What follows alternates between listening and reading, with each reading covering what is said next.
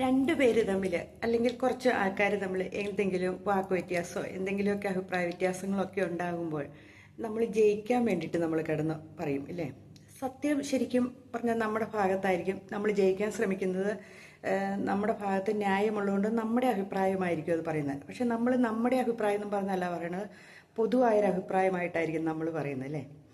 ആ സമയത്ത് നമ്മളൊന്ന് തോറ്റു കൊടുത്ത് നോക്കിക്കേ, ഒരു ബന്ധം നന്നായി നിലനിൽക്കുകയും ചെയ്യും. അവിടെ ആ പ്രശ്നം അതോടുകൂടി പരിഹരിക്കുകയും ചെയ്യും. കാരണം നമ്മൾ തോറ്റു കൊടുത്തിട്ടുണ്ട്, പിന്നെ അവർക്ക് എന്ത് പറയാം, നമ്മൾ തോറ്റല്ലോ, അവരങ്ങ് സന്തോഷിക്കുകയും ചെയ്യും. കാരണം സത്യം എന്തോ ആകട്ടെ, ആ ഒരു സന്തോഷം ഉണ്ടല്ലോ, കുറച്ച് നാൾ കഴിയുമ്പോൾ നല്ലൊരു ബന്ധത്തിന് അവർ തന്നെ ആത്മാർത്ഥമായിട്ടൊന്ന് ചിന്തിക്കും, ഇന്ന് ഞാൻ പറഞ്ഞത് ശരിയാണോ, ഞാൻ പറഞ്ഞതിലും കുറച്ചൊക്കെ തെറ്റുണ്ടായിരുന്നല്ലോ എന്ന് എതിർഭാഗത്തുള്ളവർ ചിന്തിക്കുകയും, എന്നാൽ അവരെന്തിനാ തോറ്റു കൊടുത്തതെന്ന് പിന്നെ അവരുടെ മനസ്സിൽ കിടന്ന ഒരു സംഘർഷം ഉണ്ടാകുകയും ചെയ്യും.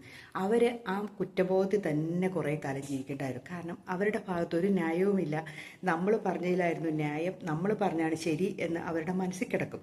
നമ്മൾ തോറ്റു കൊടുത്ത് എന്തിനാണെന്ന് പിന്നെ അവരിന്ന് ചിന്തിക്കുന്ന അവസ്ഥയിലേക്കും വരും.